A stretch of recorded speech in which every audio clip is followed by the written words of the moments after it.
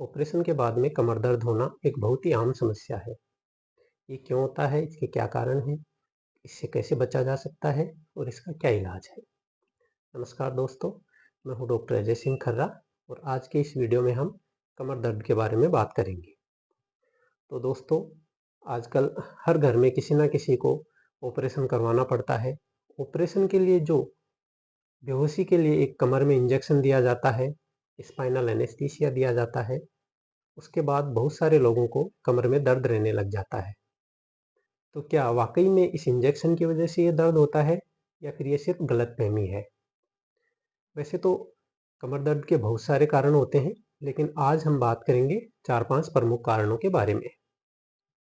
तो दोस्तों, हमारे पास जो भी मरीज ऑपरेशन के बाद में कमर दर्द की शिकायत लेकर आते हैं, उनमें से ज़्यादातर महिलाएं होती हैं। और महिलाएं भी वो होती हैं जिन्होंने डिलीवरी के लिए यानी सिजेरियन सेक्शन के लिए जिनको स्पाइनल एनेस्थीसिया दिया गया है। तो इसमें कमर दर्द के पीछे के जो कारण हैं, उनमें से पहला कारण है प्रेगनेंसी इटसेल्फ, यानी प्रेगनेंसी के कारण भी कई बार कमर दर्द होता है।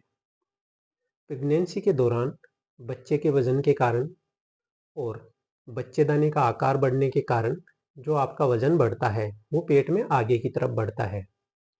और हमारी रीढ़ की हड्डी का जो एक नेचुरल कर्व होता है, एक घुमाव होता है, वो पेट के निचले हिस्से में आगे की तरफ होता है और बच्चे के वजन के कारण वो और बढ़ जाता है। इसको हम साइंस की भाषा में लंबर लॉर्डोसिस कहते हैं। तो प्रेगनेंसी में आपने देखा होगा कि महिलाएं पीछे की तरफ झुककर चलने लग जाती हैं। तो ये भी आगे चलकर एक कमर दर्द का कारण बन जाता है। इसके बाद आता है डिलीवरी के बाद में जो महिलाएं स्तनपान करवाती हैं, तो इसमें बहुत सारे कैल्शियम की ज़रूरत पड़ती है। प्रेगनेंसी के दौरान तो कैल्शियम सप्लीमेंट लेती रहती हैं, लेकिन बाद में ये महिलाएं कैल्शियम सप्लीमेंट नहीं ले पाती हैं, तो शरीर में कैल्शियम की कमी हो जाती है और हड्डियों का दर्द बढ़ जाता है। तो आपको डिलीवरी के बाद कम से कम 6 महीने तक कैल्शियम सप्लीमेंट लेना होता है। कैल्शियम के साथ में आपको विटामिन डी भी लेना होता है, ताकि ये जो कैल्शियम आप ले रहे हैं उसका अच्छे से एब्जॉर्प्शन होता रहे। इसके अलावा आपको पर्याप्त मात्रा में सूर्य की रोशनी भी लेनी चाहिए, यानी सन बाथ लेना चाहिए। खाने पीने में आप कैल्शियम से भरपूर चीज़ें लें, जैसे कि दूध, दही, छाछ, पनीर, सोयाबीन आदि। इसके अलावा जो एक दूसरा मुख्य कारण है कमर दर्द होने का डिलीवरी के बाद में, वो है सही पोस्चर का नहीं होना।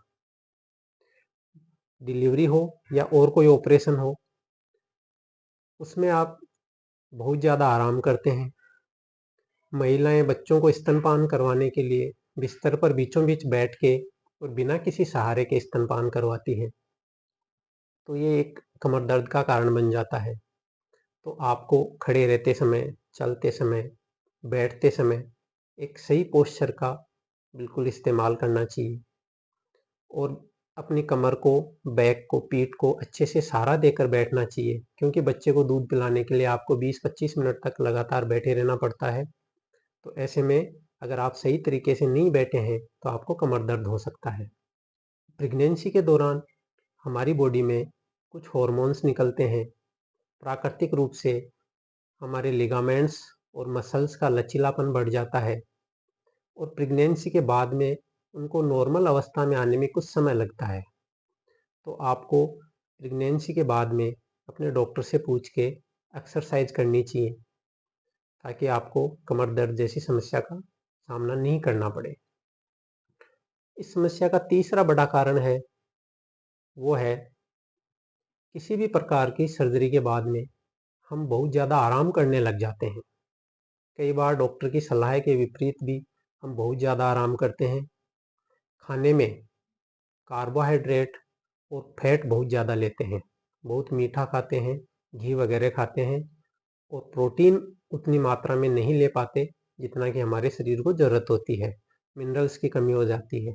कुल मिलाकर हम एक बैलेंस डाइट नहीं ले पाते, जिसकी वजह से हमारी कमर में दर्द रहने लग जाता है और हमारा वेट भी ऐसी डाइट के कारण बढ़ जाता है और वेट बढ़ना भी कमर दर्द का एक प्रमुख कारण होता है।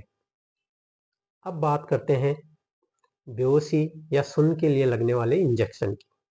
तो दोस्तों, कुछ लोगों को इसके बाद में दर्द रह सकता है, लेकिन ये दर्द कुछ ही दिनों के बाद अपने आप ठीक हो जाता है। इस दर्द में आपको कब हॉस्पिटल जाना है, कब डॉक्टर से राय लेनी है, तो इसके बारे में 2 चीज़ें हैं।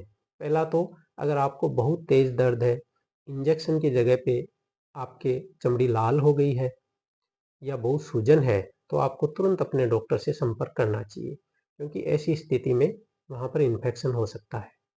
दूसरा है कि आपको दर्द है और बहुत लंबे समय तक है, ऑपरेशन करवाने के महीनों बाद भी अगर आपको दर्द है, तो आपको आगे की जांचें करवानी चाहिए, अपने डॉक्टर से सलाह लेनी चाहिए।